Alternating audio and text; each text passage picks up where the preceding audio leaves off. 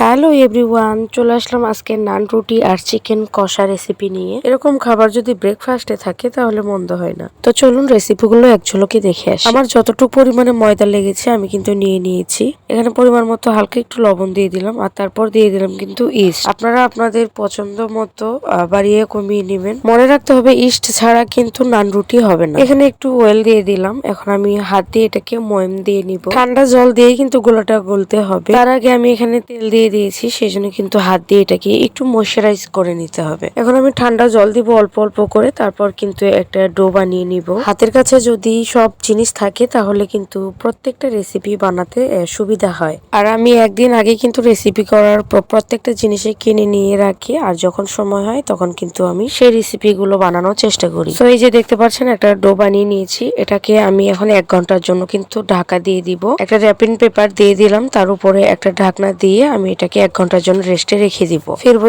1 ঘন্টা পরে। আপনারা চাইলে কিন্তু 2 থেকে 3 ঘন্টার মতো রেস্টে রেখে দিতে পারেন। এতে করে কিন্তু ময়দাটা খুব ভালো ফোলে। আমার হাতে সময়টা কম ছিল, যার জন্য 1 ঘন্টায় কিন্তু আমি এটাকে বেলে নিয়েছি। আপনাদের হাতে যদি লং সময় থাকে তাহলে 3 থেকে 4 ঘন্টার মতো এটাকে কিন্তু ভিজিয়ে রাখতে পারেন। এতে করে খেতেও ভালো লাগবে, সফট হবে এবং ফুলবে ভালো। এরপর আমি কেটে নিচ্ছি রুটির আকারে। এরপর আমি বেলে নিব।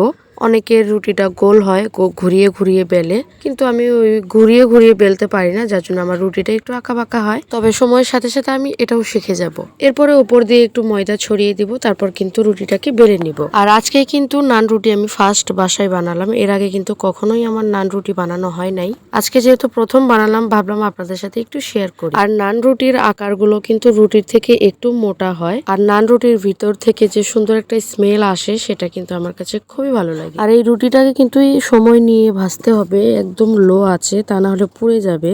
হাতে যদি একটু সময় নিয়ে লো আছে ভাজা যায় তাহলে কিন্তু রুটিগুলো খুবই ভালো হয়। তো এখন হুট করে মাথায় আসলো যে রুটি তো করে নিলাম, কিন্তু এই রুটির সাথে কি দিয়ে খাবো। নান রুটির সাথে কিন্তু দুইটা কম্বিনেশন খুবই ভালো যায়, সেটা হচ্ছে চিকেন কষা আর হচ্ছে গ্রিল। তো আমার মনে হলো ফ্রিজে যেহেতু চিকেন আছে তাহলে আমি রান্না করে ফেলি। তো চিকেন বার করে আমি এখানে মশলা দিয়ে রান্না করে নিলাম ঝটপট। আর চিকেনের সাথে কয়েকটা আলু দিয়ে দিয়েছি, এটা খেতে ভালো লাগবে। এই যে আমি এখন চিকেন গুলোকে কষিয়ে নিব। এখন হালকা একটু জল দিয়ে ঢাকা দিয়ে দিব একটু কষানোর জন্য। তারপর ঢাকনা তুলে দেখলাম কষানো হয়ে গেছে। এখন সেদ্ধ হওয়ার জন্য পরিমাণ মতো জল দিয়ে দিলাম। একটু ঝাল ঝাল খাবার জন্য মরিচের গুঁড়াটা বাড়িয়ে দেওয়া হয়েছিল, যার জন্য কালারটা একটু লাল দেখা যাচ্ছে। এরপরে পরিমাণ মতো জল দিয়ে দিলাম। এরপর আবারও ঢাকনা দিয়ে ঢেকে দিব 20 মিনিটের মতো। নান রুটির সাথে কিন্তু চিকেন কষা আর গ্রিলটাই খুবই ভালো যায়। আপনারা চেষ্টা করবেন এই দুইটার মধ্যে যে কোনো একটা জিনিস রাখার জন্য। তো আমার চিকেনটা কিন্তু কষানো হয়ে গিয়েছে, নামিয়ে নিয়েছি। আর দেখতেই পাচ্ছেন আমার রুটিগুলোও কিন্তু হয়ে গিয়েছে।